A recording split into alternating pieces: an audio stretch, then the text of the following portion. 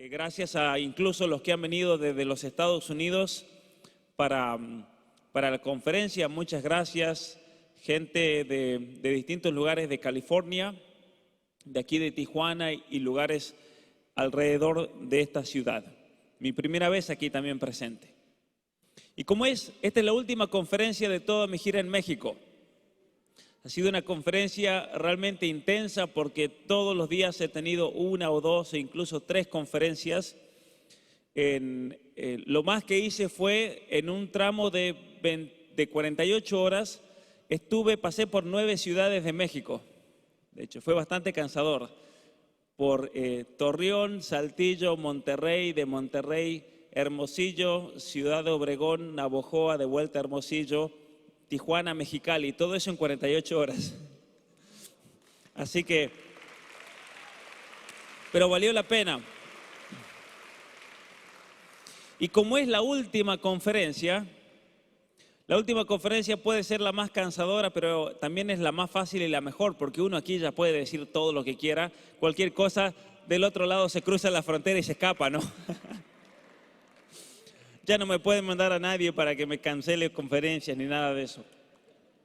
En Hermosillo, miren una anécdota, les voy a contar. En Hermosillo los organizadores con tanto esfuerzo y con toda la gente que consiguieron para hablar, pero el problema más grande que tuvieron fue que no conseguían lugar. No conseguían lugar porque Agustín Laje y Lupe Batallán habían estado 2 semanas antes, fueron a un estadio de básquetbol muy grande, de Estadio Sonora, y resulta que un grupo feminista ya comenzó una demanda judicial contra los administradores por haberles alquilado, porque tampoco se los regalaron, se lo dieron gratis, por haberles alquilado el salón a ellos. Y entonces hoy en día mucha gente tiene miedo de incluso alquilar un salón, y en Hermosillo nadie quería alquilar porque tienen miedo de que después venga la gobernadora, creo que es una mujer, ¿sí? Que venga distintos grupos feministas o activistas a tratar de cancelar el evento. Así que gracias enormes a quienes prestaron, hicieron posible.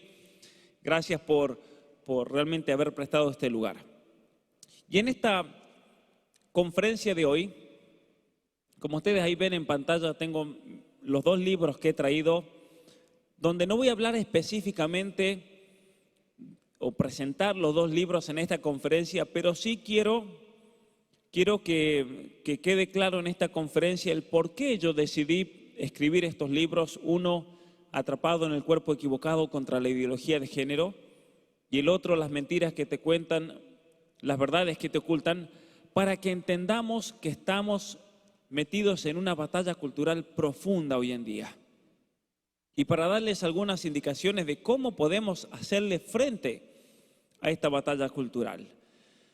Porque cuando analizamos a una sociedad, un país como México, cuando analizamos la situación de un estado, de una ciudad, incluso de nuestras familias, podemos resumir todos los elementos de la sociedad en 3 dimensiones especiales, particulares, a las que se reducen todas las otras cosas. Y por eso puse una pirámide. ¿Por qué una pirámide? Porque no todas las dimensiones tienen la misma importancia. En primer lugar, encima de la pirámide, la parte más visible, que siempre es la punta, tenemos a la economía. La economía es, de hecho, un elemento esencial de nuestra sociedad. ¿Y por qué es importante la economía? Porque nosotros tenemos todos una tendencia neurobiológica a sobrevivir. Y vamos a hacer lo imposible por sobrevivir. Y para sobrevivir necesitamos al menos lo más básico de todo, que es la comida y la bebida. Pero luego nos podemos poner un poco más sofisticados porque nos damos cuenta que necesitamos un lugar donde vivir. Luego, para poder tener comida y bebida, necesitamos tener un sistema de transacciones de tal manera que si uno no tiene el tiempo, no puede proveerse de todo lo que necesita para comer, al menos que pueda hacer negocios, que pueda comprar, pero para comprar uno tiene que entonces generar una cierta economía. La economía entonces es importante y es esencial en una sociedad. Pero sin embargo, la economía no es la dimensión más importante en cuanto a las prioridades. ¿Por qué es eso?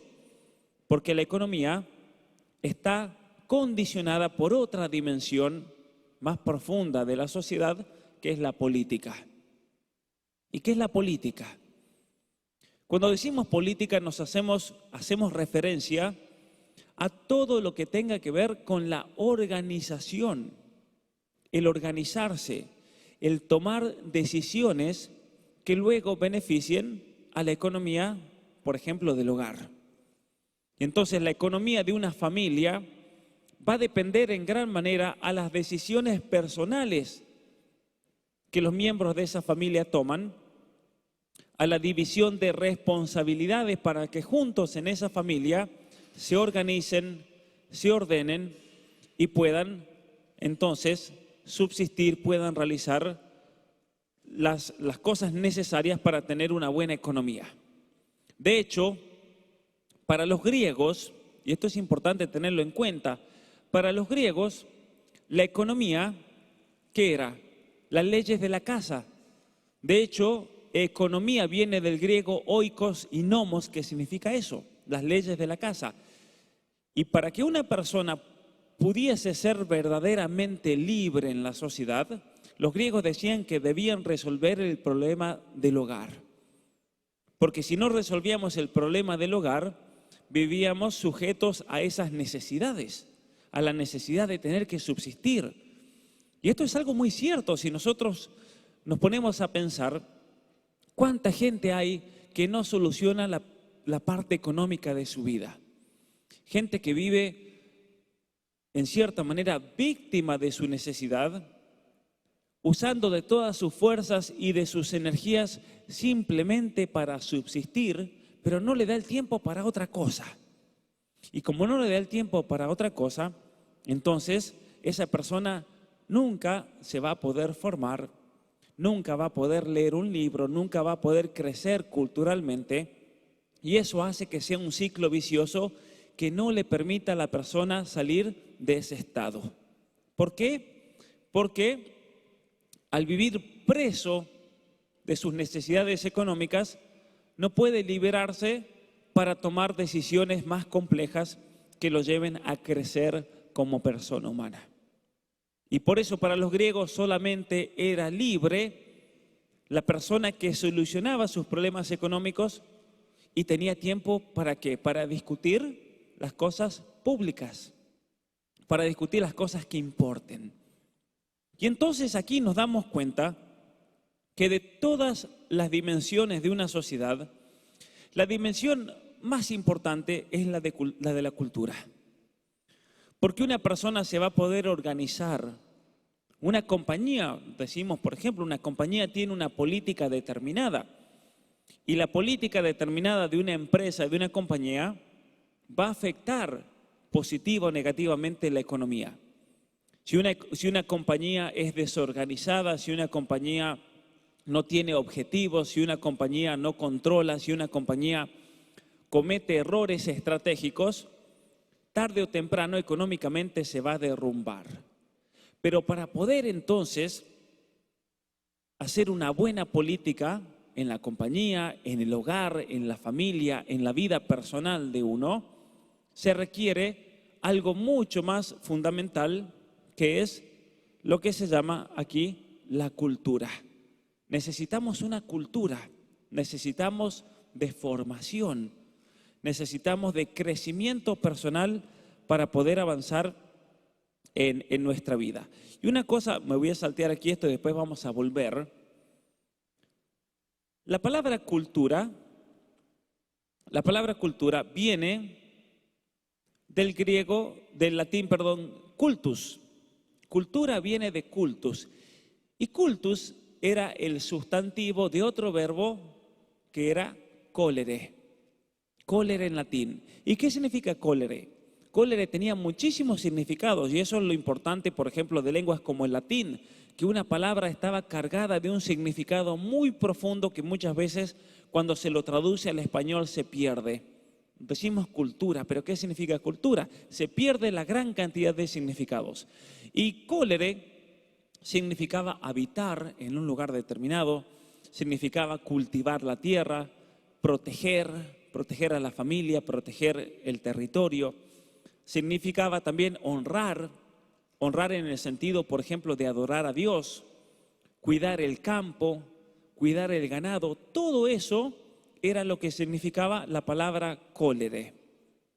Y entonces, cuando traducimos la palabra cólere al español, lo traducimos de distintas maneras. En el sentido de habitar, tenemos la palabra colonia, ¿cierto? Las colonias aquí en México.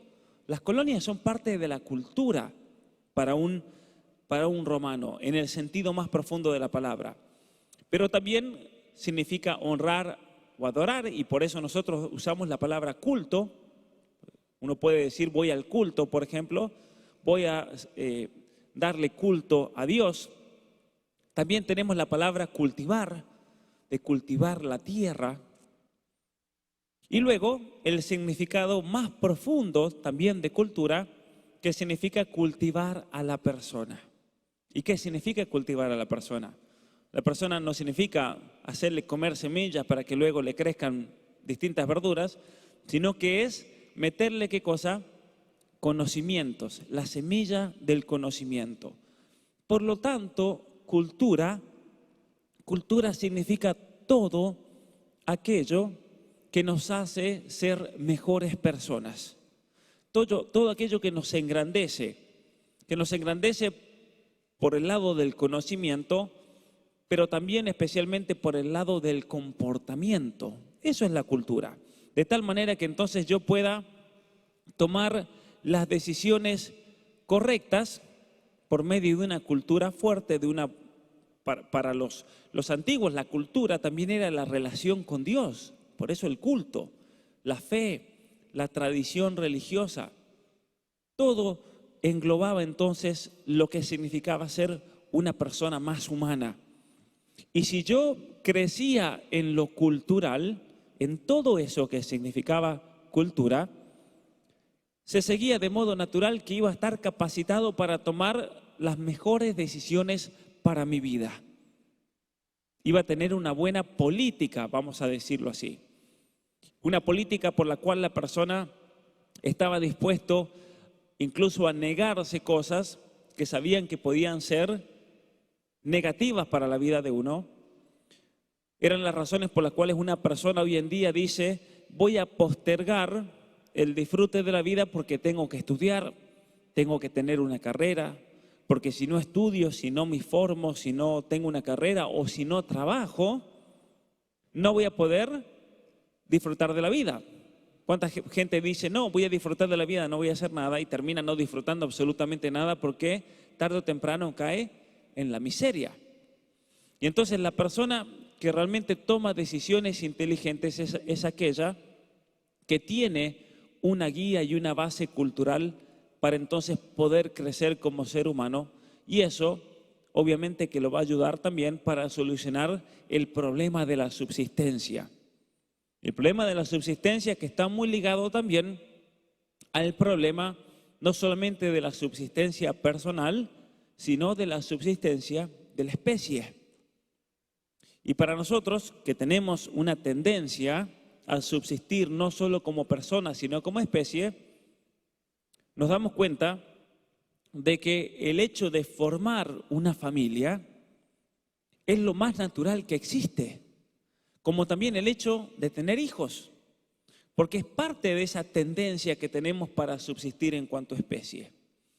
Y desde el punto de vista económico es interesante que recientemente han salido muchos estudios en Canadá, en los Estados Unidos, en Europa, que uno de los factores que más afectan a la economía, ¿saben cuál es? El divorcio. El divorcio afecta tremendamente a la economía de un país, pero especialmente afecta tremendamente a la economía de una familia. ¿Por qué es eso? Porque si una persona se divorcia y tiene hijos, en vez de tener un hogar ya van a necesitar dos. Eso va a ser un gasto enorme, porque generalmente nadie se divorcia y sigue viviendo en la casa con la otra persona, ¿no? Es un problema económico gigantesco. Y es un problema económico y un problema social que también afecta el desempeño de la persona en su trabajo, en la sociedad donde vive. Los niños psicológicamente salen afectados, entonces eso tiene un impacto muy fuerte en el sistema educativo. En países como Canadá, por ejemplo, donde el 50% de los matrimonios terminan en el divorcio, se ve reflejado en la situación social de los niños en las escuelas.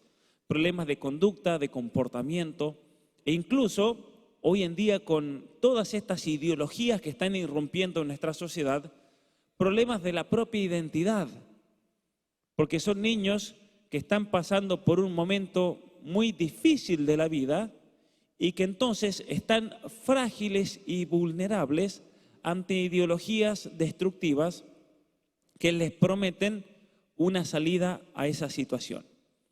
Y esa es la razón por la cual lamentablemente, por ejemplo, en Canadá están habiendo tantos casos de niños con problemas de su propia identidad. Niños que están siendo expuestos a una ideología que los confunde, una ideología que les dice que se tienen que deconstruir, que no son hombres, que no son mujeres, y eso crea una confusión muy grande, tan grande que el gobierno de Canadá ha tenido que crear una nueva categoría para estos niños, que son los llamados agénero. Es decir, los niños que ya no saben qué son, porque tienen una confusión tan grande. ¿Y a qué se debe esa confusión? Se debe a la inseguridad que crea en el niño el pasar por una situación familiar difícil. Eso lo afecta. Lo afecta cuando los padres tienen problemas, cuando hay violencia en la casa, cuando hay especialmente separación y divorcio, crea en el niño una inseguridad muy grande. Y esa inseguridad muy grande puede afectar incluso lo que llamamos la cultura. Y esa cultura, el estar débil culturalmente, lo va a llevar y lo puede llevar. De hecho, un niño así tiene probabilidades mucho más grandes de tomar decisiones incorrectas en la vida, de tener una mala política, vamos a decirlo así, que lo va a afectar en su vida económica. Pero en esta conferencia quiero hablar, y lo vamos a entrelazar con esto, de manera especial con una Agenda 2030, de hecho así decía la presentación de la conferencia, con la llamada Agenda 2030. Vamos a hablar un poquito de qué se trata esta agenda, por qué realmente esta agenda es peligrosísima en los términos ideológicos que se presenta y que apunta especialmente dentro de esta pirámide del esquema de las dimensiones sociales a cambiar la cultura de un país. Y por eso es peligrosa. No es una agenda que apunte simplemente a lograr el dominio económico sobre un país o a lograr el dominio político, sino especialmente a lograr el dominio más profundo que existe sobre una nación, que es el dominio cultural. Porque cuando se destruye la cultura de una nación, entonces se sigue que se destruye absolutamente todo. ¿Qué es la Agenda 2030? Y vamos a explicar un poquito aquí una serie de conferencias que tuvieron lugar a lo largo del siglo XX. Las Naciones Unidas, como proyecto transnacional, fue ideado a principios del siglo XX dentro del seno de la Fundación Rockefeller. La Fundación Rockefeller fue una fundación creada especialmente para proveer de estrategias a las compañías de la familia Rockefeller.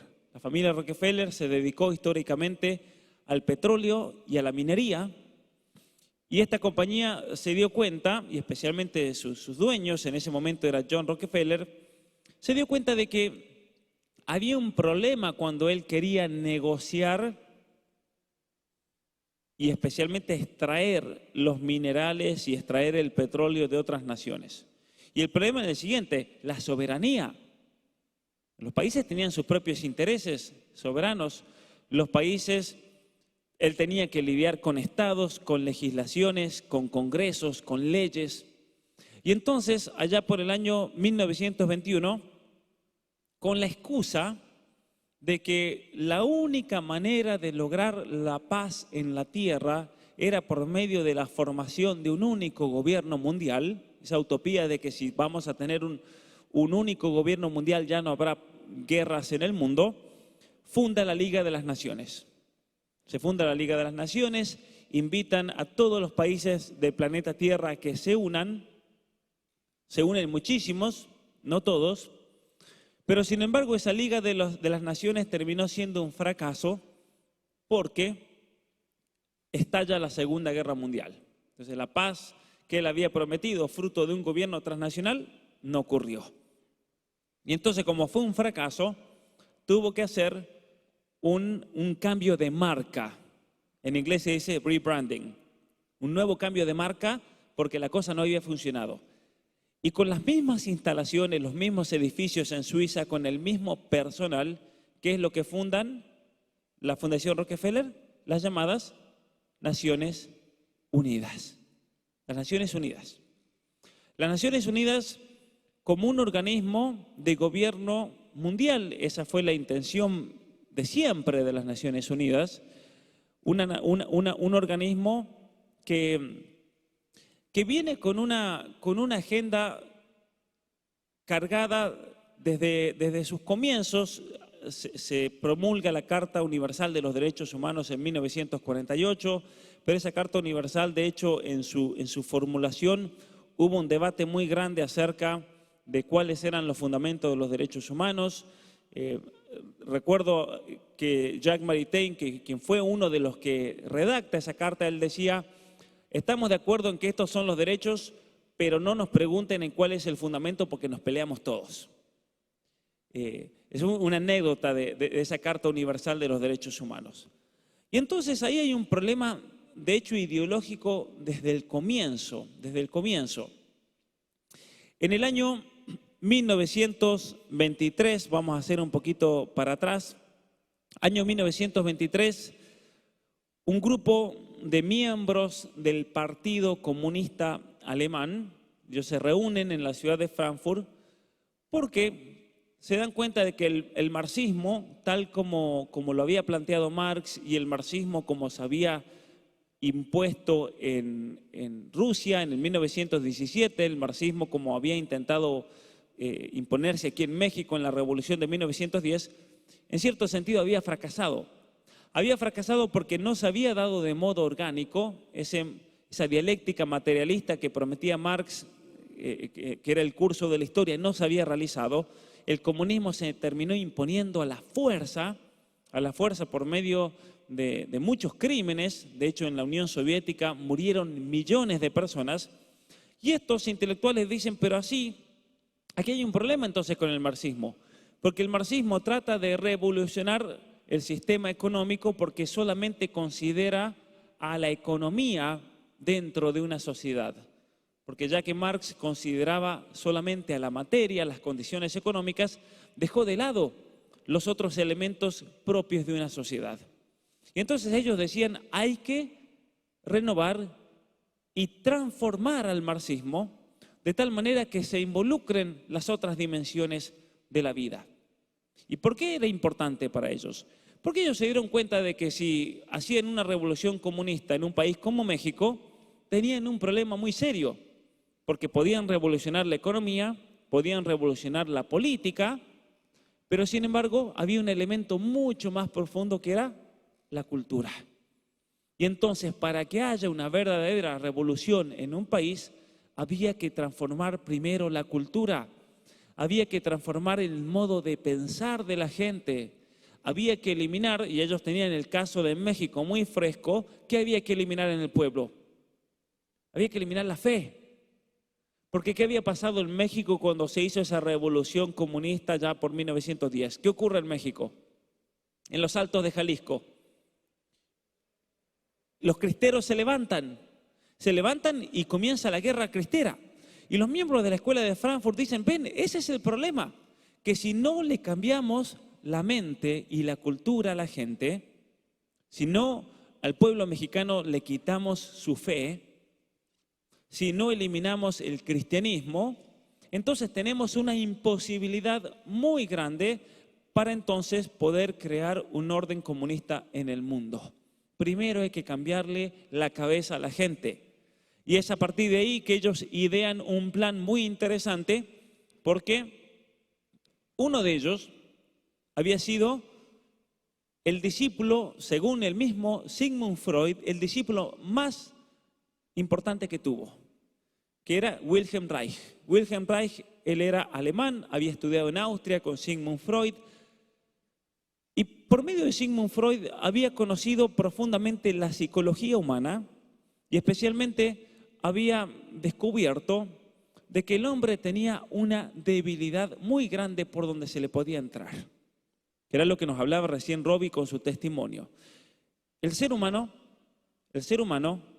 tiene un problema muy grande cuando no logra integrar todas las dimensiones de su vida, y entonces al ser humano se lo puede dominar de dos maneras. Se lo puede dominar con la tendencia natural a la supervivencia personal, que es la comida y la bebida, que era de hecho lo que habían hecho los soviéticos en Ucrania. ¿Qué hicieron los soviéticos en Ucrania para dominar al pueblo? Los mataron de hambre. Se acabó el problema. Pero la otra manera de dominarlos era con otra tendencia natural que tenía que ver con la subsistencia de la especie, es decir, con la sexualidad. Entonces, Wilhelm Reich propone que la única revolución política que se puede dar es una revolución sexual, por medio de la sexualización de la cultura, de la hipersexualización de los niños, de los jóvenes, es que vamos a quebrar la moral del pueblo, la cultura. Los vamos a destruir por medio de la pornografía, por ejemplo, un caso explícito. Los vamos a destruir por medio de la promoción de todo lo que sea una aberración sexual. Vamos a promocionar eso para irrumpir en la cultura y así entonces quebrar la moral del pueblo, y una vez que el pueblo se hipersexualice, naturalmente va a dejar de ser cristiano, va a dejar de ser católico, va a perder su fe. Esa es la teoría que ellos tenían. Y entonces en el año 1923 deciden fundar un instituto que se dedique a la investigación en relación a la transformación de la cultura, con el objetivo de transformar a la civilización occidental, especialmente el cristianismo, porque era el obstáculo más grande que ellos veían para la imposición del comunismo. Y entonces, uno de sus miembros, de los que estaban presentes en esa reunión, era un húngaro. Él propone, de apellido como Miklos, pero no es pariente de Miklos, se llamaba Georg Lukács, era húngaro, miembro del Partido Comunista Húngaro, y él propone, ¿por qué no creamos programas de educación sexual integral, de tal manera que entonces los niños puedan ser adoctrinados en esta revolución sexual? Y es así que en Hungría comienzan, por primera vez en la historia, Hungría, que estaba bajo un gobierno comunista, a enseñar educación sexual integral en las escuelas con el objetivo de hipersexualizar y quebrar la moral, la tradición y la cultura cristiana en la juventud. Entonces, para enganchar todo esto que estamos hablando de la Agenda 2030, de las Naciones Unidas, para que vean que está todo conectado. ¿Quién llega al poder en Alemania en 1933? Un señor llamado Hitler. ¿Y cuál es el problema que tenía Hitler con los comunistas? Que los odiaba. De hecho, el nacionalsocialismo perseguía al comunismo. Y estos miembros de la escuela de Frankfurt, estos comunistas, se tuvieron que escapar de Alemania. Ahora bien, como buenos comunistas que eran, ¿a dónde creen ustedes que se fueron? Ustedes dirán, se fueron a Cuba, se fueron a Venezuela, se fueron al Congo, se fueron a la Unión Soviética, pero no, ¿a dónde se fueron?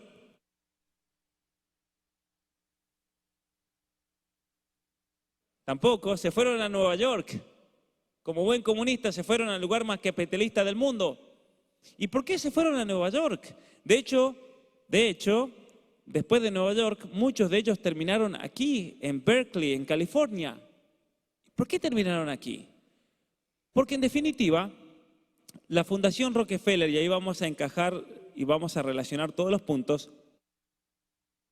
La Fundación Rockefeller en ese momento estaba desarrollando ya en la Liga de las Naciones y en su fundación en Nueva York un centro de estudios para lograr la transformación de la cultura. Porque ellos se dieron cuenta que, por ejemplo, para sacar recursos naturales en un país siempre se encontraban con un freno que era la soberanía de las naciones, el patriotismo, la cultura de los pueblos, y entonces no eran beneficiosos para sus compañías. Para ellos, si hubiese un solo gobierno mundial, entonces era mucho más fácil el poder acceder a recursos naturales, el poder realizar comercio de un lado para otro sin ningún tipo de frontera. Y entonces cuando ellos se enteran, de que había un grupo de alemanes que tenían como objetivo el destruir la cultura de Occidente, se dieron cuenta que esa gente le venía como anillo al dedo. No importa si eran comunistas y ellos eran totalmente capitalistas, porque en cuanto al objetivo coincidían. Y entonces los miembros de la Escuela de Frankfurt se escapan, desde Alemania se van a Italia, a Génova, y cuando una vez que llegan a Génova están unos meses ahí, la Fundación Rockefeller les paga el viaje y se los lleva a Nueva York. Cuando ellos llegan a Nueva York, los acomodan en la Universidad de Columbia, algunos terminan después en California, los acomodan en las mejores universidades de los Estados Unidos y comienza todo un proceso de transformación cultural por el cual ellos se dan cuenta de que había que intentar al menos entrar por el lado de la sexualidad humana.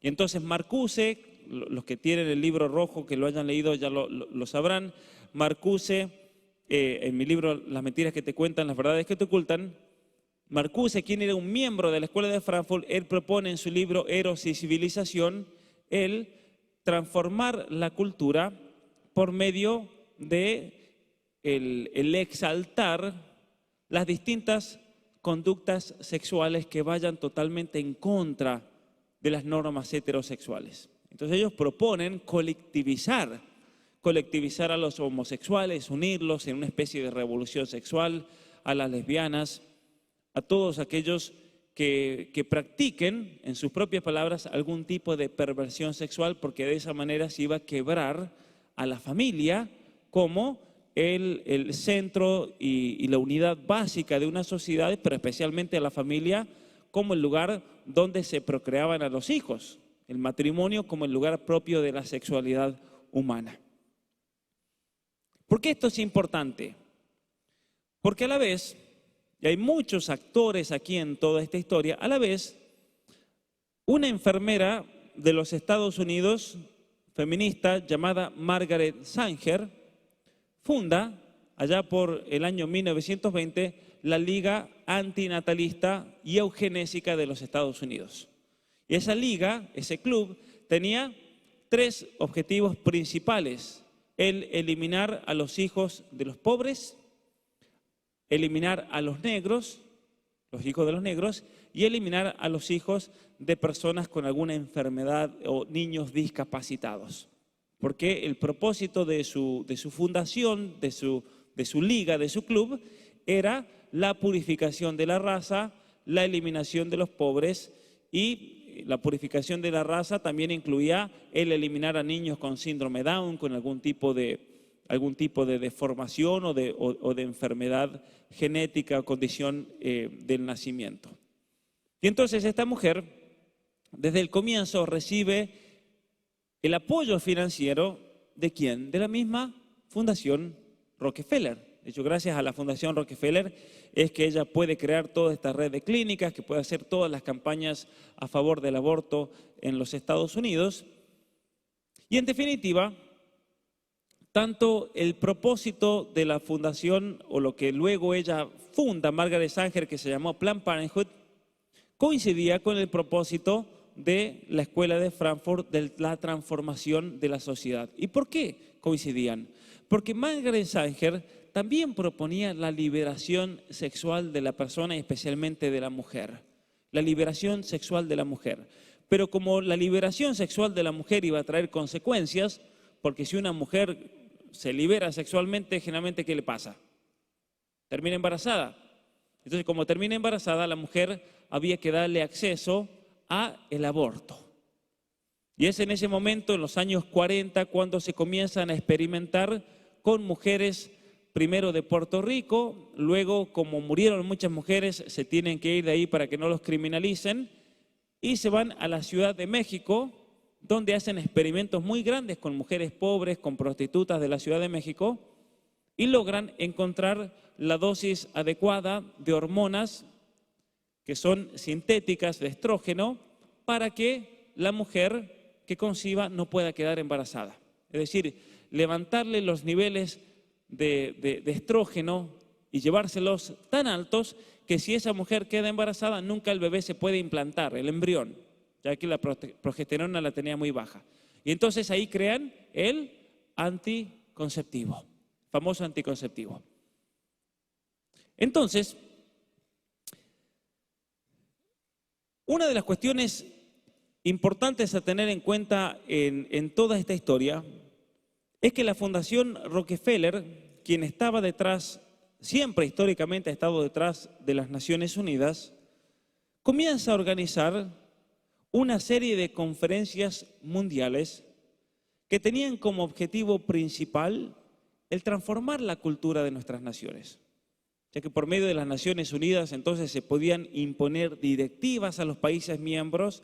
Recordemos que los miembros de la Escuela de Frankfurt estuvieron muy activos dentro de las Naciones Unidas y dentro de la formación de la Unión Europea después de la Segunda Guerra Mundial.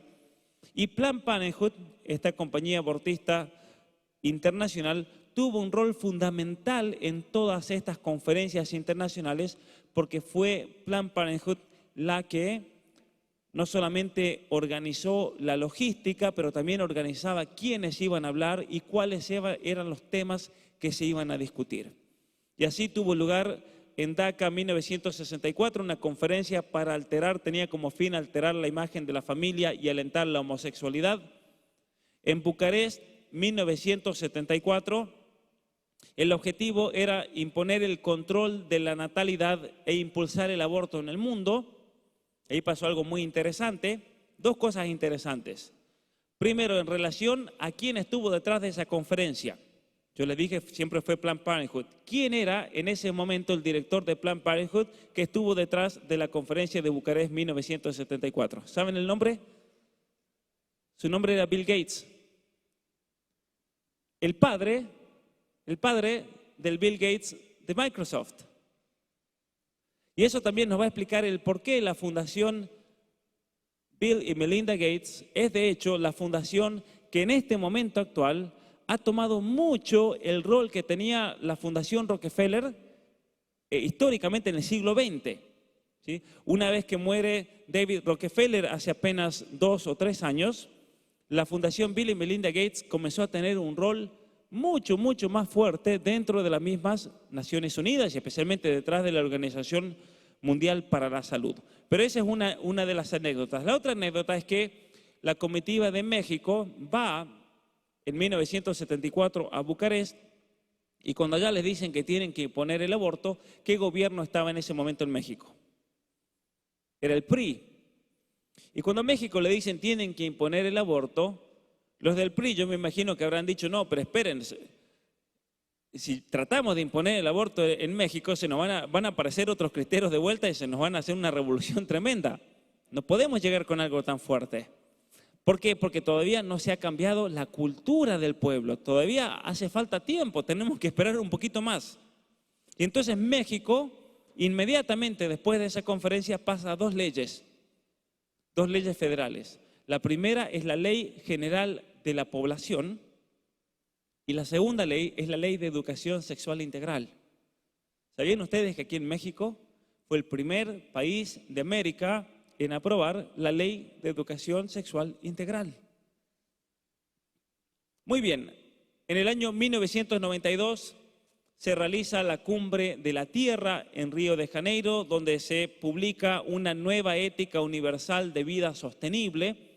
Fue el primer intento de realizar los objetivos de vida sostenible de la Agenda 2030.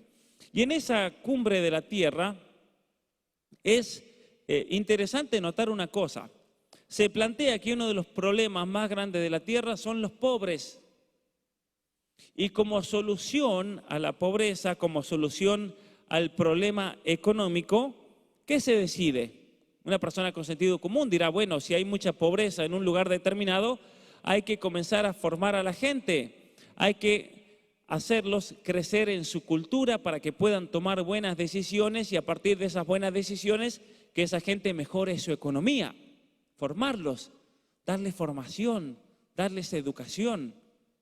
Porque de hecho hay personas que podrán haber nacido en los lugares más pobres de México, pero con esfuerzo, con dedicación, con formación han salido de esa pobreza. Pero ¿qué se propone? Y esto es lo terrible, ¿qué se propone en la Cumbre de la Tierra de Río de Janeiro del 92? Que la única manera de eliminar a los pobres de la Tierra es previniendo que tengan hijos. Es decir, una vez que los pobres ya no tengan hijos, no van a generar más pobres y cuando se muere el último pobre, se acabó la pobreza en el planeta Tierra. ¿Cuál es una falacia, no? Y entonces, con ese argumento, ellos dicen se debe impulsar el aborto especialmente para los pobres. Especialmente para los pobres. Luego, en el año 93, se publica la Carta de la Tierra, que presenta una nueva ética y moral atea. En el Cairo, 1994, se realiza una gran conferencia sobre los derechos reproductivos y sexuales, es decir, el aborto, y la igualdad de género, que también, como vamos a ver, significa aborto. No está de más decir que todas estas conferencias fueron organizadas por la Fundación Rockefeller. La agenda fue coordinada por Planned Parenthood bajo el manto, el paraguas de las Naciones Unidas. En Pekín, 1995, nuevamente Planned Parenthood, quien está a cargo, invita a una mujer, quien fue la creadora de la teoría queer, llevan a Judith Butler, y es ahí donde se decide a nivel internacional promover la ideología de género, es decir, reemplazar la noción de ser humano, de ser hombres, de ser mujeres, por la noción de identidad de género. Entonces, vamos a ver una cosa interesante. Simplemente aquí usé una tapa de la revista Time del año pasado que habla del gran reseteo. Luego el libro de Klaus Schwab, quien es el fundador y director del Foro Económico Mundial, un libro que se llamó COVID-19, el gran reseteo, un libro donde plantea que la situación mundial actual con todas las cuarentenas y las restricciones era el momento ideal para resetear totalmente la economía mundial. Pero en realidad aquí hay algo mucho más grave que quiero hacer notar. Porque lo que buscan, en definitiva, con la Agenda 2030 y con toda esta embestida ideológica que estamos padeciendo en todos nuestros países, no es solamente el resetear, reformatear la economía mundial, volvernos un país comunista, no es solamente reformatear el ámbito político por medio de un gobierno mundial. De hecho, el año pasado hubieron discusiones dentro del Foro Mundial, del Foro Económico Mundial, donde se decía que se necesitaba tener un único gobierno mundial, porque al tener un solo gobierno mundial, eso iba a facilitar las decisiones que se tomaban. Y entonces, por ejemplo, el presidente de Argentina decía, si nosotros encerramos a todos los argentinos, como de hecho lo hizo, pero el país de al lado no lo hace, y entonces así no vale. Tenemos que cerrar a todos. Y eso solamente se podría hacer si tuviésemos un gobierno mundial centralizado para tomar las grandes decisiones del planeta Tierra.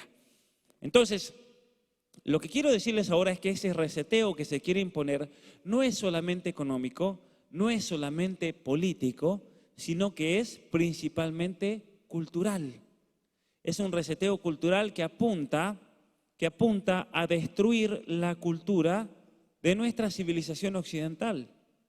Apunta a destruir todo aquello que el ser humano ha ido generando a lo largo de los siglos y que nos ha ayudado a ser mejores personas, a ser mejores humanos, a tener más cultura, a tener más conocimiento.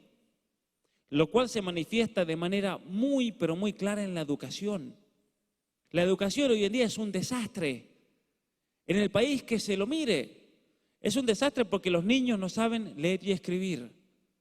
Los niños están saliendo de la escuela sin saber razonar. ¿Cuántos jóvenes hoy en día en la educación aprenden a distinguir falacias? Aprenden a distinguir cuando los quieren manipular por medio de la televisión. Cuando, por ejemplo, cuando un político está hablando y dice una mentira tras otra, se contradicen y la gente ni siquiera muchas veces se da cuenta. ¿Eso por qué es?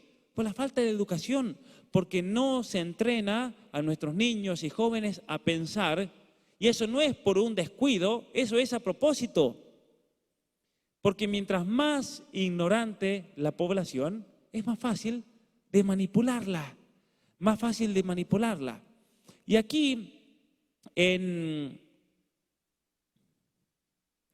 me fue para atrás. Muy bien. ¿Y por qué esto es importante, todo este repaso que acabo de hacer de todas estas conferencias mundiales? Porque la Agenda 2030 para el Desarrollo Sostenible comienza diciendo en el número 1, que de hecho en el punto número 1 introductorio, antes de introducir cada uno de los 17 objetivos, de que la razón por la cual se necesita una Agenda 2030 para imponer estos objetivos es que los países no están cumpliendo las directivas de las Naciones Unidas que fueron dictadas en esas conferencias mundiales. Esa es la razón verdadera. Por eso nos podrán hablar de fin de la pobreza, de agua limpia, de salud, nos podrán hablar de justicia, de paz, pero en definitiva lo que estamos viendo aquí es un esfuerzo gigantesco por transformar nuestra cultura de acuerdo a todas esas normativas de las grandes conferencias internacionales que se hicieron a lo largo del siglo XX. Entonces, ¿qué es la Agenda 2030? La Agenda 2030 es un plan globalista, ya que tiene un elemento profundamente transnacional, más allá de todas las naciones, un plan globalista que en los hechos viene a suplantar la soberanía de las naciones, viene a reemplazar sus constituciones y que se erige en el principio y guía de toda decisión que se toma. ¿Y cómo se erige en el principio y guía de toda decisión que se toma? Es interesante que aquí en México, si ustedes le prestan atención a todos los convenios que se hacen con el Fondo Monetario Internacional, con el Banco Mundial, con el Banco Interamericano de Desarrollo, cuando los distintos estados mexicanos piden financiación, que en las cartas de intención se le exige a México que absolutamente todos los proyectos que se realicen, ya sean de la educación, sean de planeamiento, del ámbito que sea, deben estar alineados con la Agenda 2030. Interesante. De hecho, en el gobierno último de los Estados Unidos, con Biden y Kamala Harris, que está teniendo un poco de tensión por alguna razón con López Obrador, el gobierno de los Estados Unidos ha decidido, de hecho, por medio de la Agencia de Ayuda para los Países del Sur, por medio del USAID, ayudar no directamente al gobierno federal mexicano, sino a cada uno de los estados. Y entonces, cuando estuve ahí en Monterrey, de hecho me reuní con la persona que está a cargo de la oficina de planeación del estado de Nuevo León, y ella me contaba que viajaron a Washington cuando gana este nuevo gobernador que se llama Samuel García. Él gana las elecciones, van a Washington antes de que asuma, él acaba de asumir el lunes 4 de octubre, ella estuvo presente en esa reunión, se reúne con Kamala Harris y Kamala Harris le hace un trato. Nosotros le vamos a financiar su gobierno durante los próximos 6 años a cambio de mucho dinero, pero eso viene con una letra chica a cumplir. Y la letra chica a cumplir es lo siguiente, que todos los proyectos que se realicen para los próximos 6 años dentro del estado de Nuevo León deben estar de acuerdo con la Agenda 2030.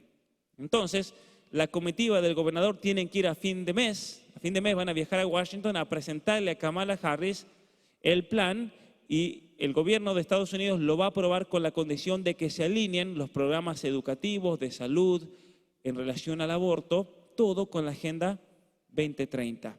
Y también hay otro elemento, puntito chiquito en el asterisco, que es el siguiente: como a Biden se le ha armado un problema gigantesco en los Estados Unidos, porque él cambió la ley de tal manera que si uno pisa el suelo americano ya puede pedir asilo, no lo pueden echar para atrás. Y entonces el gobierno de los Estados Unidos, a cambio de la financiación de todo su mandato, le han pedido que se lleve a todos los haitianos de Reynosa. Esa es una de las condiciones que le han impuesto, que se los lleven para Monterrey, y a cambio de llevarse los haitianos a Monterrey, le van a pagar a su gobierno 2.100 millones de dólares para que construyan lugares habitacionales, centros de educación, para tener ahí a esta población. Así que eso para mí va a ser un desastre y no sé cómo va a funcionar, pero para que vean cómo funcionan estos mecanismos, es así como lo hacen.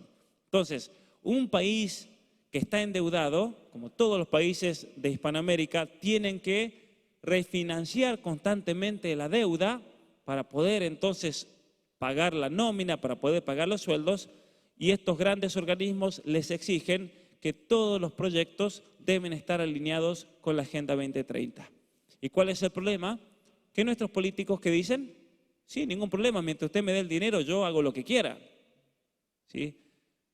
Y este es el problema enorme con esto, porque el objetivo fundamental de la Agenda 2030 es imponer el aborto en el mundo, el control de la natalidad y la ideología de género como un nuevo paradigma para entender al ser humano. Aquí, por ejemplo, en el punto 11 de la Agenda 2030 lo dice muy claro, que en definitiva se reafirman los resultados de todas las grandes conferencias y cumbres de las Naciones Unidas. Y ahí mencionan todas las conferencias de las cuales hablamos hace un momento. En la Argentina, es interesante que el gobierno reconoció que el compromiso de Argentina con la Agenda 2030 es una política de Estado que está por encima de los gobiernos de turno. Entonces, ¿existe la democracia? Imagínense que venga el presidente y le dice, bueno, pero la Agenda 2030 está por encima mío. Entonces, ¿existen los presidentes en nuestros países entonces? ¿Existen los gobernadores, los senadores, los diputados? Ese es el problema que estamos viendo hoy en día, que hay una agenda globalista que se les impone desde arriba y ellos solamente, sin chistar, tienen que llevarla a cabo. ¿Y la gente para qué vota entonces? ¿No? ¿O a quiénes representan los políticos? Este es el problema gigantesco que estamos viendo hoy en día. Muchos de ustedes incluso tal vez ni se habían enterado de que el gobierno mexicano creó una institución gubernamental que se dedica a imponer la Agenda 2030 aquí en México. De hecho, tienen redes sociales, lo pueden ver. Está una de las redes que usan ellos, se llama My World México. Conectamos, inspiramos y movilizamos acciones por la Agenda 2030 y los Objetivos de Desarrollo Sostenible en México. Luego está esta oficial, la Agenda 2030 México, que es una cuenta oficial, es una agencia en la cual pertenece a las Naciones Unidas, pero esto es curioso porque por un lado pertenece a las Naciones Unidas, pero por otro lado tiene un estatus oficial gubernamental aquí en México, aquí dentro de México.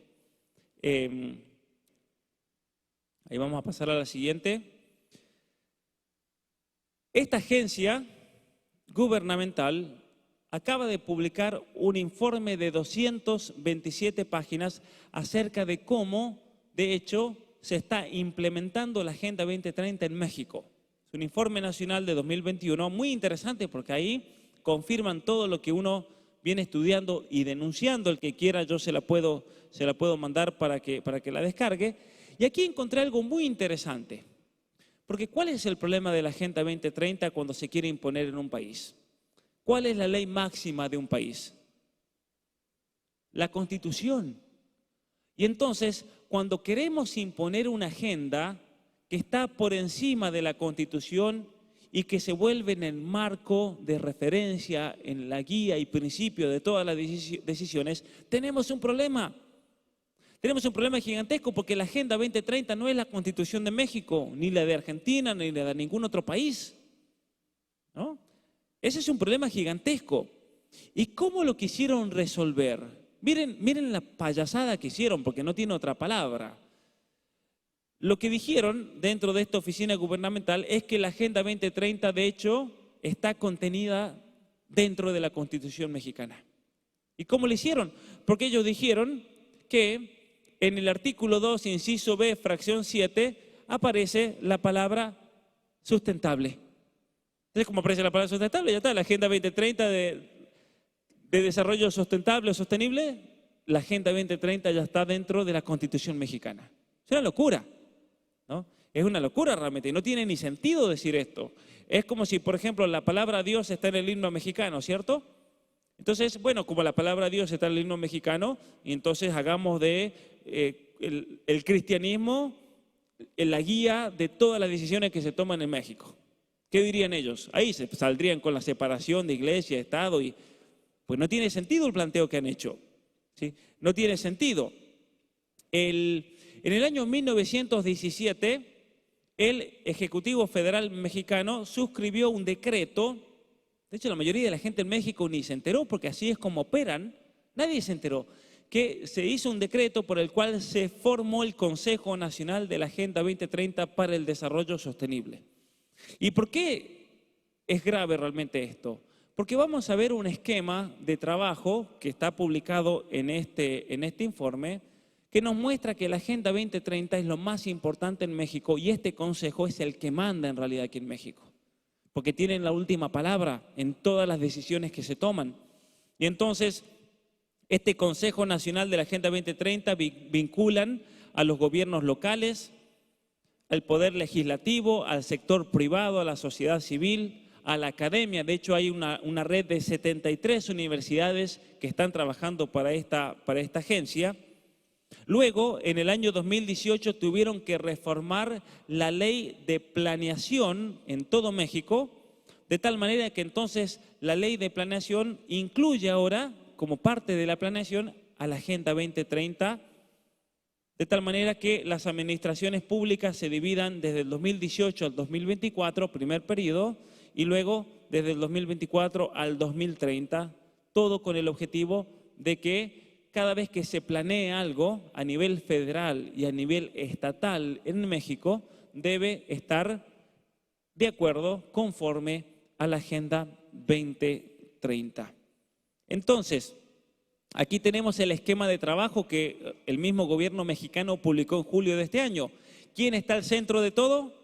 La coordinación oficina de la Agenda 2030. Luego tenemos, por ejemplo, el Poder Legislativo. ¿Qué significa esto? Que el Poder Legislativo no manda aquí. El Poder Legislativo está simplemente en la esfera, ¿sí? Un satélite dentro del centro, que es la Agenda 2030.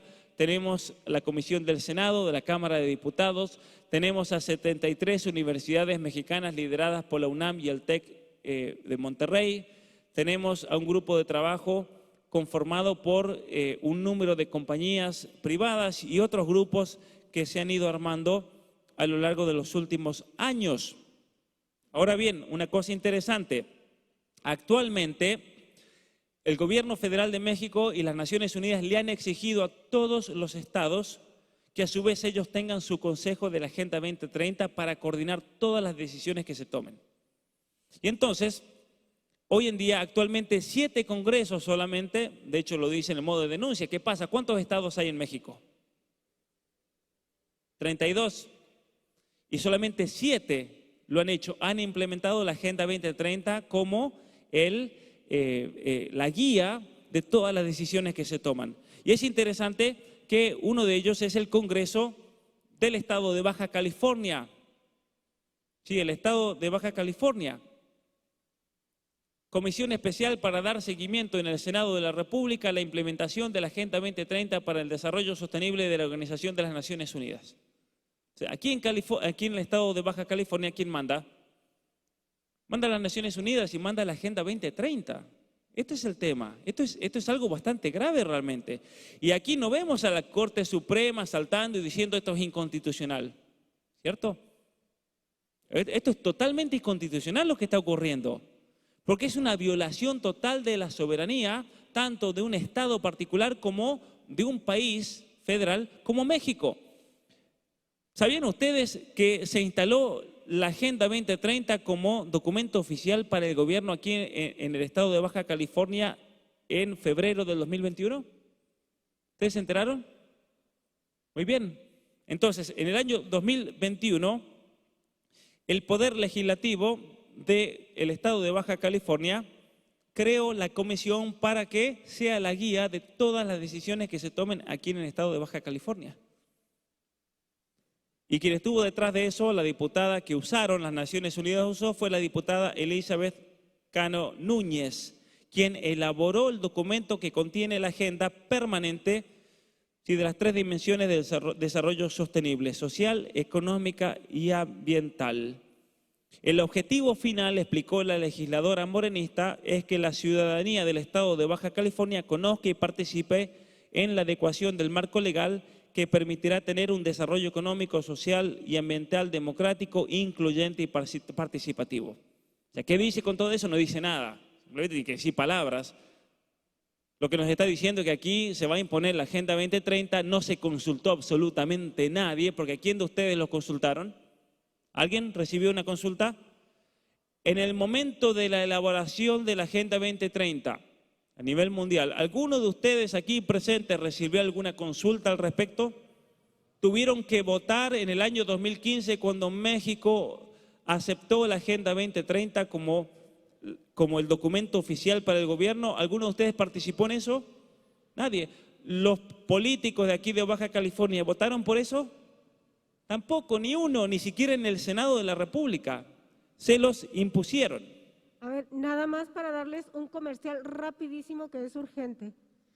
Por favor, pedirle a la persona dueña de un Chevrolet Sonic gris que mueva su carro con placas ALG 9237. Un Chevrolet Sonic gris, por favor. Muy bien, muchas gracias. Mil disculpas. Entonces, ese es el problema, que ni siquiera los políticos aquí en México votaron por eso, simplemente lo aceptaron sin chistar. Vamos a ver un caso concreto de imposición de la Agenda 2030 como guía de una decisión aquí en México. La Corte Suprema tiene que decidir sobre la constitucionalidad de la penalización del crimen del aborto. Ahora bien, a mí me sorprendió muchísimo cuando leí la sentencia, y de hecho en estos días que vuelva a Canadá voy a hacer un video comentando la sentencia, y en ningún momento la Corte Suprema hace referencia a la Constitución de México. ¿Cuál es la función de la Corte Suprema? La función de la Corte Suprema es analizar si una ley determinada concuerda o no concuerda con la Constitución. Y luego la Corte Suprema dice, miren señores de Baja California, eso está mal porque va contra la Constitución, o eso está bien, al menos la Constitución no dice nada al respecto, no va contra la Constitución, se lo permitimos. Pero en esta sentencia, el criterio que ellos dan es la perspectiva de género. La perspectiva de género fue el criterio por el cual decidieron que no se puede criminalizar el crimen del aborto aquí en México, no se puede penalizar. ¿Y cuál es el problema con eso? Que la Agenda 2030 en México, el organismo oficial de las Naciones Unidas, de hecho lo reveló. Hoy se da un paso más en el avance hacia el objetivo de desarrollo sostenible número 5, lograr la igualdad de género y empoderar a todas las mujeres y niñas. Y entonces cuando nosotros vemos la palabra igualdad de género como objetivo de desarrollo sostenible, ¿qué significa? Significa aborto. Si el objetivo de desarrollo sostenible número 5 de las Naciones Unidas, de la Agenda 2030, es imponer el aborto en nuestros países.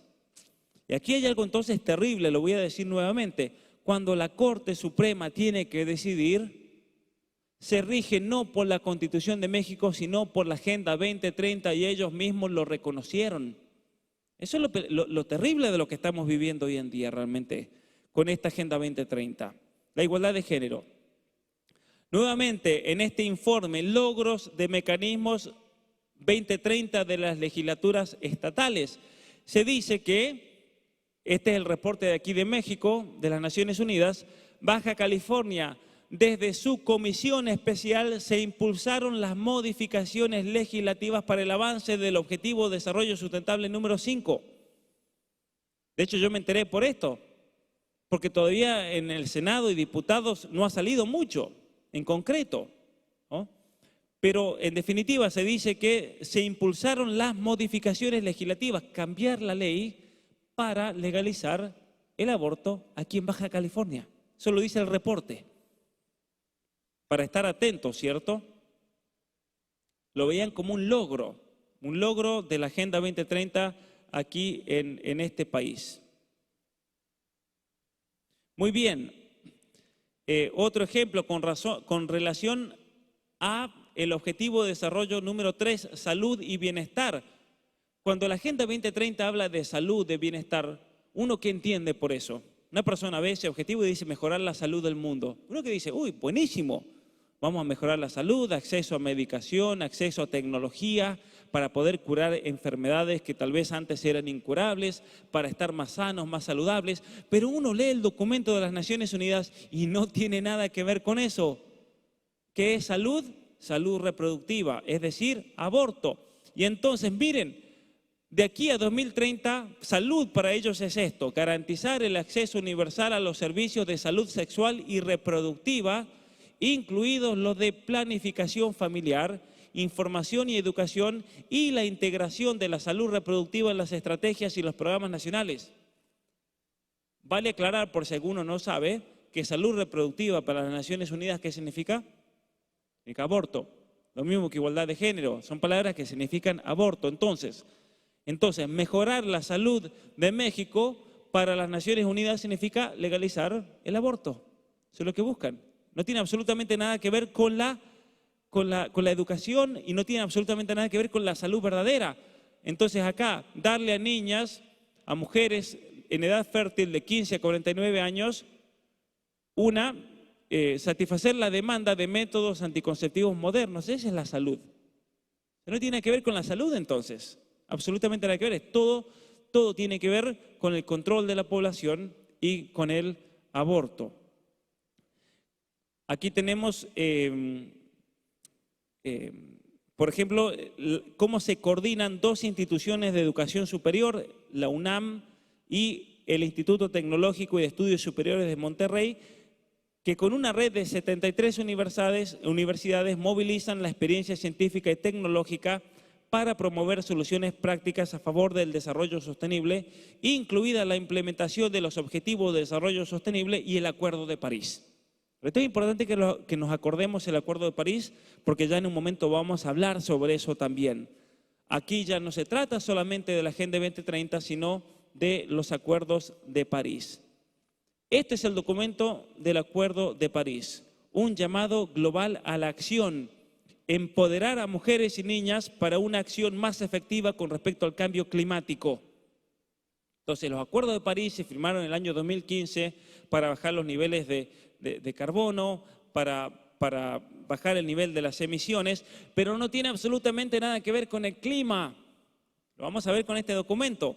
Yo leyendo ese documento me doy cuenta que en realidad tiene todo que ver con la reducción de la población. Es decir, el argumento que se está usando hoy en día es el siguiente.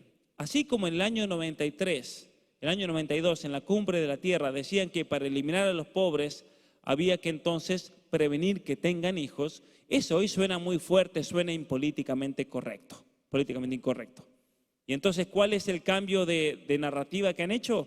Han dicho lo siguiente: como van a haber grandes cataclismos, cambios climáticos tremendos, los ricos no van a sufrir porque tienen una casa, tienen aire acondicionado, los de clase media alta tampoco lo van a sufrir. ¿Quiénes van a sufrir el cambio climático? Los pobres. Y entonces, en un acto de compasión, hay que prevenir que tengan hijos y de esa manera sus hijos nunca van a sufrir el cambio climático. Ese es el argumento que se usa. Y lo dice así textualmente el documento del 2015 de París. Y entonces, cuando yo puse a investigarme, a ver quiénes están detrás del cambio climático, serán científicos del clima, serán los de Weather Channel, serán meteorólogos. ¿Y saben qué? ¿Con qué me encontré? Serán personas que se dedican a la física relacionada con el clima. ¿Saben con qué me encontré? Que ellos no tienen nada que ver con esto. ¿Quiénes fueron las organizaciones que elaboraron el documento del Acuerdo de París? Las que vemos aquí. en Gender Health, vamos a poner el logo, en Gender Health, FHI 360, el Instituto Guttmacher, Mary Stopes International, la International Planned Parenthood Federation, y así un sinnúmero de corporaciones que se dedican a ¿qué cosa? Al aborto. Yo digo, ¿qué tienen que ver? Todas estas compañías se dedican al aborto y de repente están todas luchando por el cambio climático y están poniéndole presión por medio de las Naciones Unidas a nuestros países a que firmen los acuerdos de París. Y en definitiva, ¿de qué se trata todo esto? Esto es una estafa gigantesca. Es una estafa gigantesca porque la razón por la cual están tratando de justificar el aborto hoy en día es el supuesto cambio climático. Entonces, como los pobres van a sufrir, hay que prevenir que nazcan con el aborto, entonces por favor firmen los acuerdos de París. Y los acuerdos de París, esto a mí también me impresionó, tienen 3 objetivos, que está ahí en el documento. Primero, tomar en consideración la pobreza, la igualdad de género, la edad y los derechos humanos, incluidos el derecho a la salud sexual y reproductiva. ¿Qué es eso? El derecho al aborto, ¿sí? ¿Qué tiene que ver eso con el cambio climático? En definitiva, que los gobiernos se comprometan con el aborto, porque sí vamos a luchar contra el cambio climático. Segundo, integrar la salud sexual y reproductiva dentro de los derechos de las niñas y las estrategias en relación a los acuerdos de París. Nuevamente el aborto, lo repiten, no sé para qué, lo dijeron la primera vez, lo dicen la segunda. Y en tercer lugar, integrar los servicios de salud sexual y reproductiva, ¿sí? Y especialmente en relación a los derechos de las niñas y las mujeres en todos los planes que tengan que ver con el cambio climático y los desarrollos de vida sostenible. Todo el aborto. O sea, ¿qué tiene que ver esto con el cambio climático? Absolutamente nada. Entonces, cuando me encuentro con estas compañías que estaban detrás de los acuerdos de París, que son las mismas compañías que están detrás de los objetivos de desarrollo sostenible de la Agenda 2030. Entonces, todo esto en realidad se reduce al aborto. De estas 3 iniciativas, ¿cuál de estas tiene que ver con el clima? Ninguna. ¿En dónde dice que hay que cuidar el agua, por ejemplo? Que no hay que gastar el agua, que no hay que tirar basura, que hay que reciclar. En ninguna. Porque no es lo que realmente les interesa. Aquí fueron al corazón de la cuestión. Lo que nos interesa es que se legalice el aborto en el mundo, que se controle la población, que se reduzca la población y después el resto simplemente propaganda, propaganda. En relación aquí en México, por ejemplo, con el tema de la cuestión de igualdad de género, identidad de género, eso está plagado en toda la Agenda 2030, la jefa de gobierno de la Ciudad de México, Claudia Sheinbaum, anunció en relación a la Agenda 2030 la creación de clínicas de atención integral para personas trans. Ahora bien, miren lo tremendo que dice aquí. Dice que estas clínicas van a trabajar en conjunto con la Comisión de Derechos Humanos local y el Consejo para Prevenir y Eliminar la Discriminación, donde se revisarán temas relacionados con la diversidad sexual, principalmente con la reasignación sexogenérica para los menores de edad, para niños, como plan de estas clínicas. Y ahí dice, porque alguno dirá, pero ahí dice si los padres están de acuerdo, pero ¿saben qué? Ese si los padres están de acuerdo es mentira. Porque una vez que legalizan las leyes de identidad de género, las declaran un derecho humano del niño y luego quien debe garantizar ese derecho humano, ¿quién es? El Estado. Y los padres, afuera los padres, como está pasando en Canadá. Está pasando en Canadá donde en la actualidad, cuando hay casos de identidad de género, el Estado se entromete y si los padres se oponen, a los niños se lo quitan e incluso hemos tenido casos este año donde padres terminan en la cárcel por oponerse a que les hormonicen sus hijos, a que se los operen, que se los transformen. Es realmente terrible lo que está ocurriendo. Vamos a saltear esto y mencionar cómo la Organización Mundial para la Salud publicó un informe en el cual la Agenda 2030 solamente se va a cumplir si se introduce la educación sexual en las escuelas para promocionar el aborto y para promocionar la perspectiva de género. Y yo decía, ¿y qué tiene que ver eso? ¿Qué tiene que ver eso entonces con el desarrollo sostenible? ¿Qué tiene que ver la educación sexual para promocionar el aborto y la teoría del género en los niños? Porque en definitiva, el reseteo que se busca es un reseteo profundamente cultural, es cambiar la cultura. En relación al control de la población, una cantante colombiana que es muy conocida en Colombia, no sé si será conocida aquí en México, Margarita Rosa, ella posteó lo siguiente hace unos meses, en mayo: tener hijos siempre será un acto irresponsable. Que sea pensado como algo natural lo hace más irresponsable aún. Una locura. Y lamentablemente, como gran cantidad de personas, de jóvenes, están siendo totalmente adoctrinadas en las escuelas, que de hecho ven al ser humano como el peligro más grande del planeta Tierra, leen esto y se convencen de que es así. Tener hijos es algo irresponsable, cuando es todo lo opuesto. ¿Qué pasa si en México la gente deja de tener hijos? ¿Qué pasaría si todos toman esta postura? México desaparece. México desaparece. Es un peligro realmente de seguridad nacional. ¿Qué pasaría si la gente le hace caso a Greta Thunberg?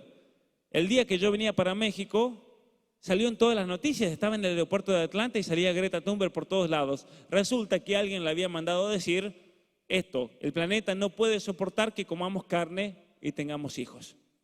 Entonces hay que hacerse veganos y no hay que tener hijos. Y desaparecemos. Realmente grave esto, las implicancias que tiene. Aquí tenemos, por ejemplo, a la esposa del nuevo gobernador de Nuevo León, esta mujer, Mariana Cantú. Ella de repente comenzó a postear todo el tiempo, si de hecho van a Instagram, van a su Facebook, todo el tiempo está posteando cuestiones relacionadas a la Agenda 2030. Y cuando fui a Monterrey, ahí me cerró lo que me contó esta señora, que en definitiva a ella se lo están mandando porque tiene que promocionar la Agenda 2030 en Nuevo León como condición para que su esposo reciba financiamiento para la obra pública y para el funcionamiento del Estado.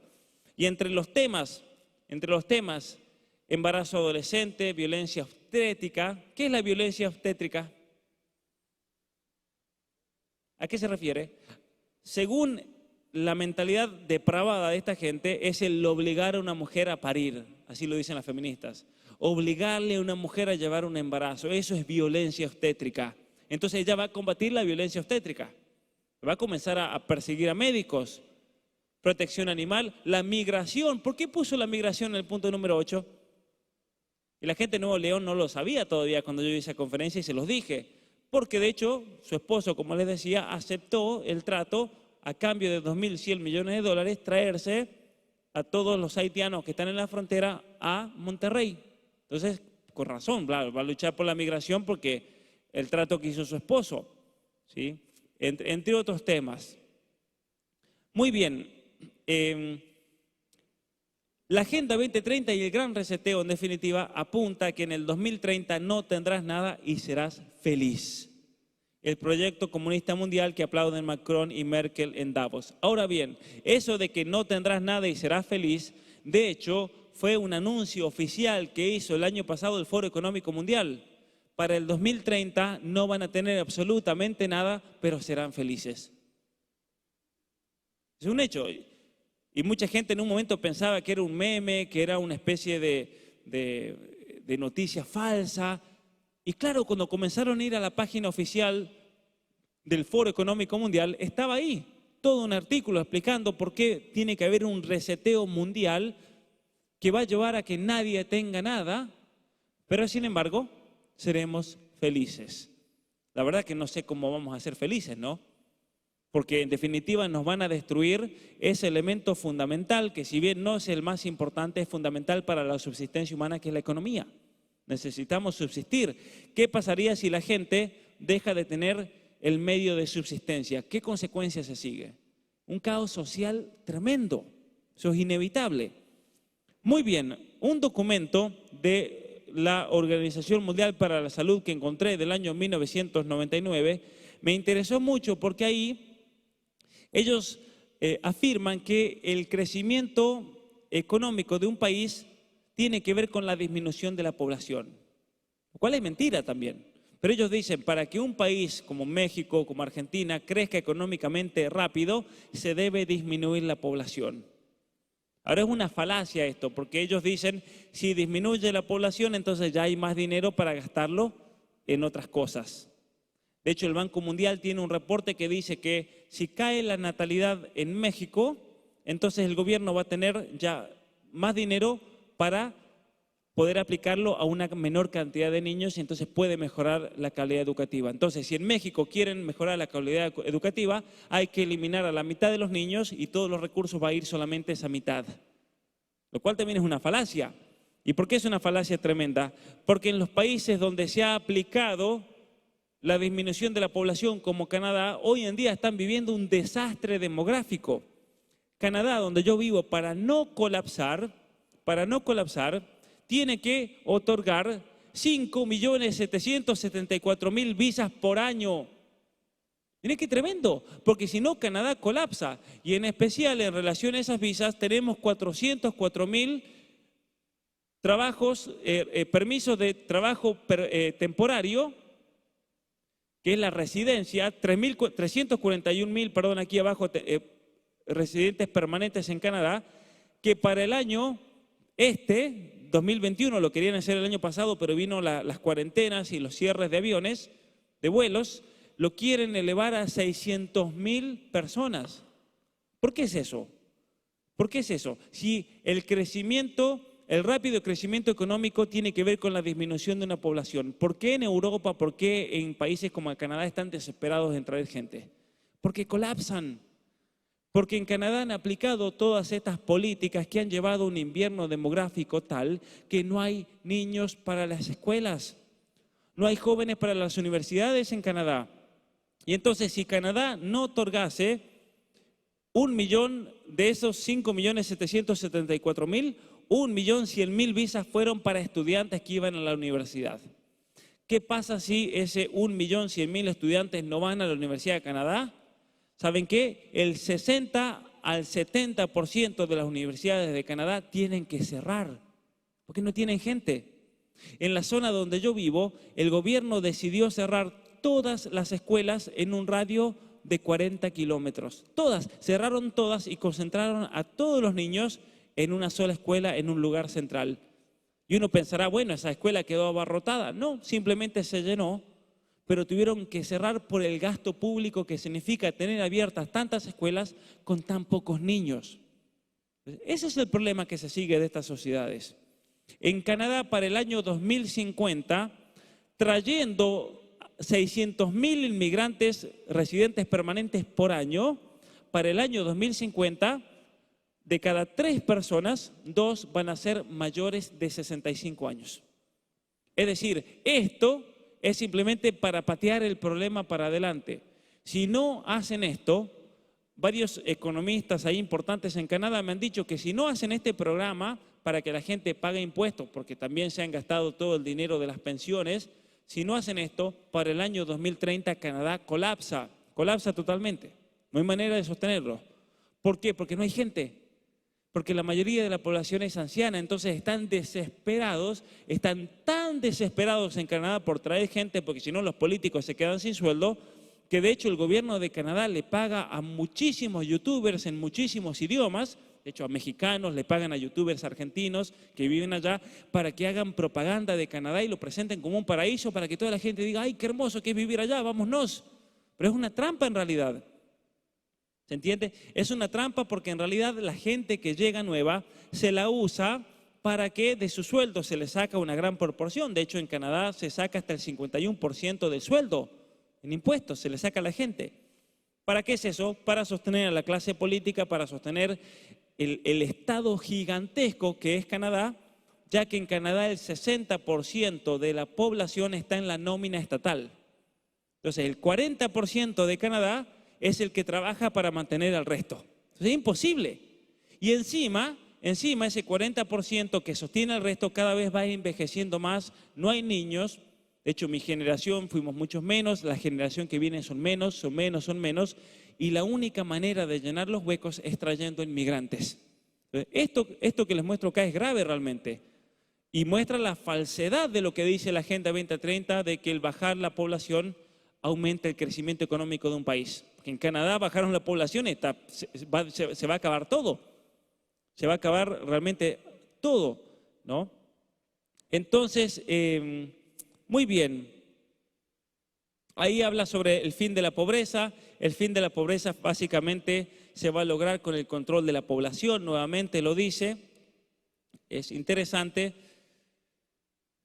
La pobreza se acaba cuando los pobres no tienen hijos finalmente. Eso es el argumento de fondo. Es el argumento que lo dijeron explícitamente en la cumbre del 92. Hoy en día, como suena muy fuerte decir esto, entonces nuevamente dicen que como los pobres son los que van a sufrir el cambio climático, hay que prevenir que sufran. Cantidad de palabras regadas por todo el documento de la Agenda 2030, igualdad entre los géneros, empoderamiento de las mujeres y niñas, combatir las desigualdades, construir sociedades inclusivas, prosperidad compartida, mundo equitativo, tolerante, abierto, socialmente inclusivo, inclusión financiera, salud sexual y reproductiva. ¿Saben qué significan todas estas palabras? Son todas palabras muletillas, muchas de las cuales no significan nada. No significan nada. Pero claro, ¿cómo vas a estar en contra de la inclusión? ¿Pero qué significa la inclusión? ¿No? ¿Qué significa aquí la tolerancia? ¿Qué significa la prosperidad compartida? ¿Se ha puesto a pensar? Busquen la prosperidad compartida. ¿Qué significa entonces? ¿Que nos vamos a tener que repartir el sueldo entre todos para que todos tengamos igual? ¿No? Esto es interesante, prestarle atención a todas estas palabras muletillas que aparecen una y otra vez y que hacen referencia en general al aborto. Igualdad entre los géneros significa aborto. Empoderamiento de todas las mujeres y niñas significa aborto. La última, salud sexual y reproductiva, significa aborto. ¿Sí?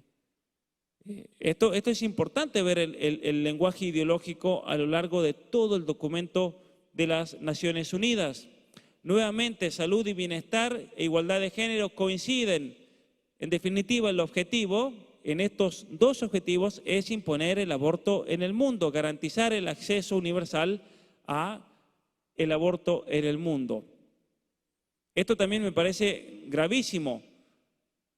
Hay que prevenir que nazcan niños con deformidades y especialmente en relación a enfermedades no transmisibles, incluidos los trastornos conductuales, evolutivos y neurológicos, porque constituyen un grave impedimento para el desarrollo sostenible. Entonces, una persona discapacitada es un impedimento para el desarrollo sostenible. Una persona con síndrome Down, una persona con problemas neurológicos, con parálisis. Y entonces lo que hay que hacer es prevenir que esas personas nazcan. Hay que prevenir que nazcan. De hecho, en Canadá, por ley, el médico le tiene que ofrecer a toda mujer embarazada que en la semana 12 se haga un test embriológico para ver si el niño tiene síndrome Down. Y si el niño tiene síndrome Down, por ley, el doctor tiene que ofrecerle el aborto, por ejemplo. ¿Por qué? Porque es un impedimento para el desarrollo sostenible. Como no produce en esta mentalidad materialista y utilitarista, que no tiene problema en eliminar a una persona humana. Realmente grave.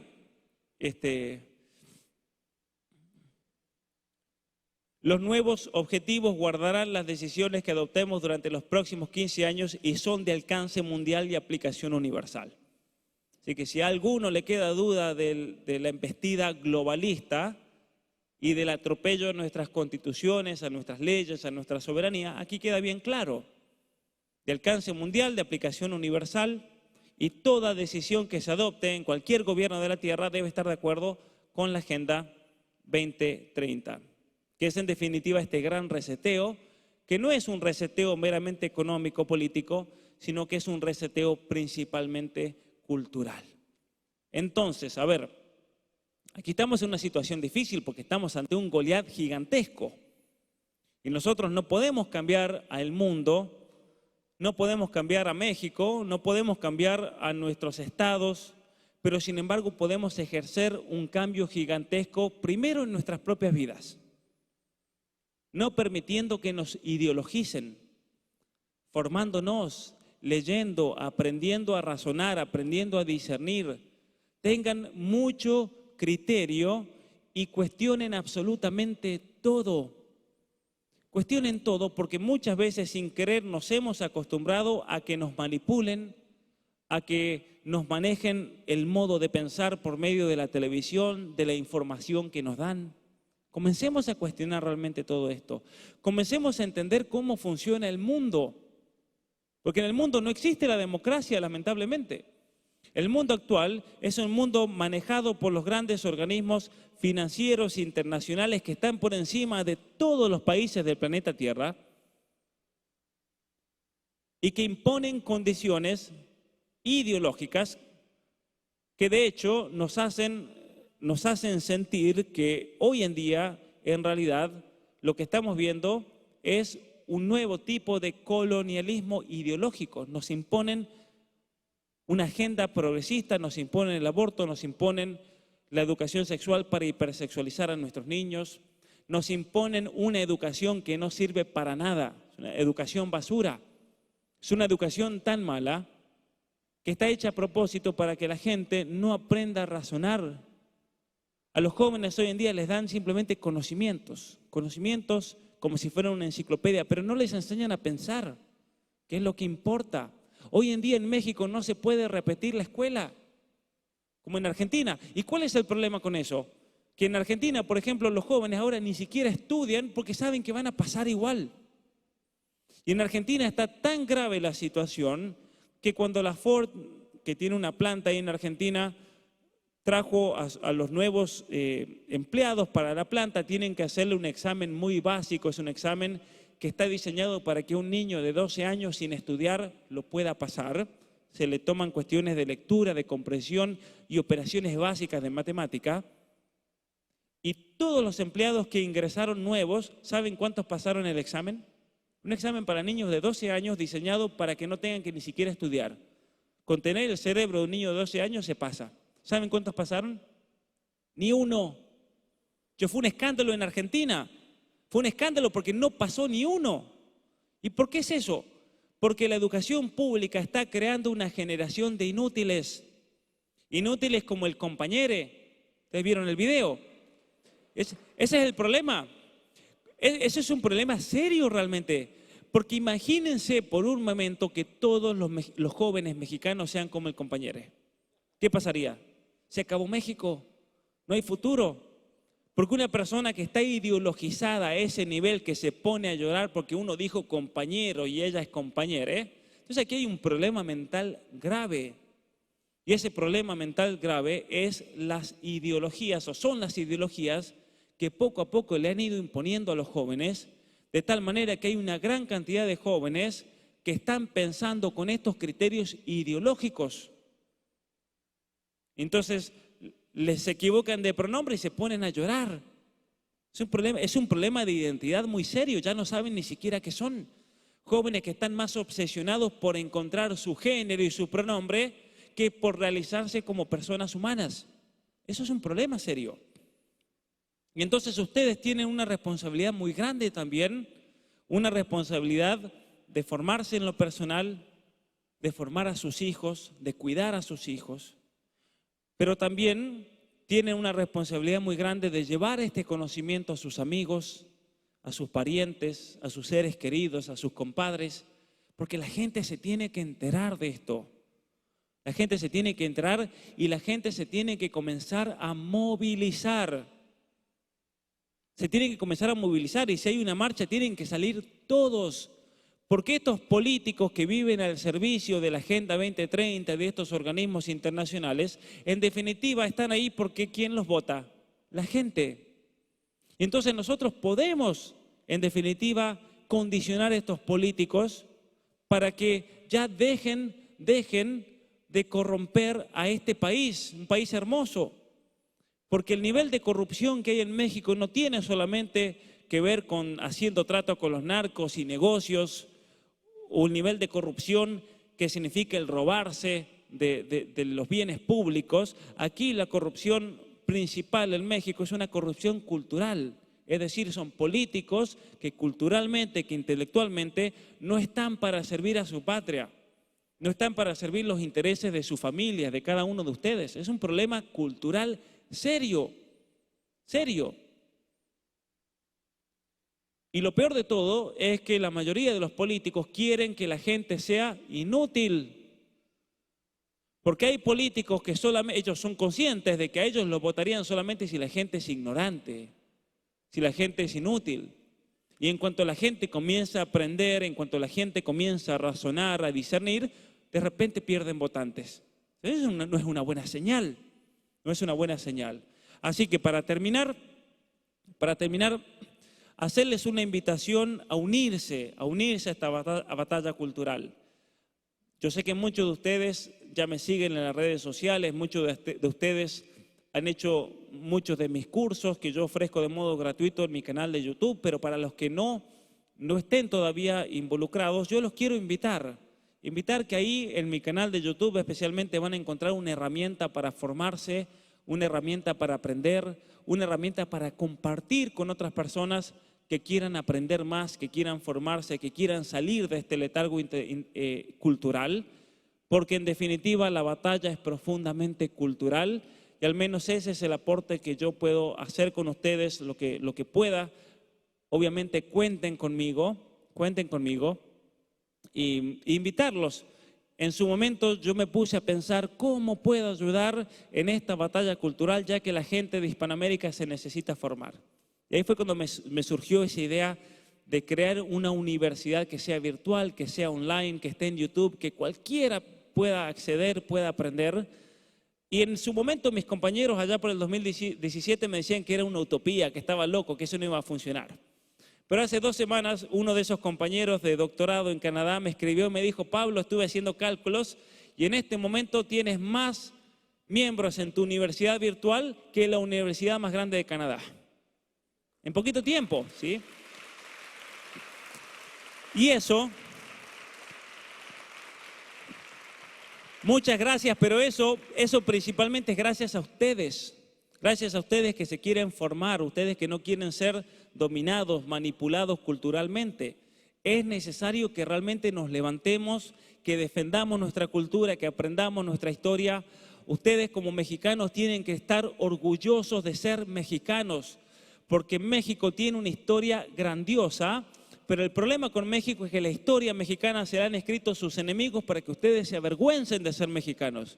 Y nunca se deben avergonzar. Así que los invito a que profundicen en su cultura para que la defiendan, que defiendan su cultura, sus tradiciones, defiendan su comida también, que es muy buena, porque eso es la cultura también. Cuando fui a dar una conferencia en Querétaro, en un pueblo llamado Amealco, un pueblo hermoso, y iba a comenzar la conferencia y llegaron unas mujeres con varias ollas y comida y cosas y venían adentro tacos y no sé qué más, venían todos envueltos y vino un señor y me dijo: eso es la cultura mexicana, me dijo. Y es verdad, ¿no? Pero es algo que nunca se debe perder, porque México tiene algo grandioso que la mayoría de los países del planeta Tierra lo han perdido lamentablemente. Y lo que México tiene es la familia. Tiene un sentido de la familia enorme. Y esa es la razón por la cual a México todavía no lo han podido dominar totalmente, pero vienen por su cultura. Así que tengan cuidado con eso y sepan que como la batalla es profundamente cultural, en definitiva la última palabra la tenemos siempre nosotros. Si nos formamos, si aprendemos a pensar, a discernir, nunca nos van a dominar. Al menos esa batalla personal la ganamos nosotros. Gracias por todo y obviamente que a todos los que no haya podido saludar todavía, que quieren que les dedique el libro, están los libros ahí a la venta afuera. Vamos a hacer una fila, pueden venir a saludar, sacarse fotos, les dedico el libro y especialmente les quiero agradecer en persona por todo el apoyo y por todo el cariño que muestran siempre. Muchas gracias.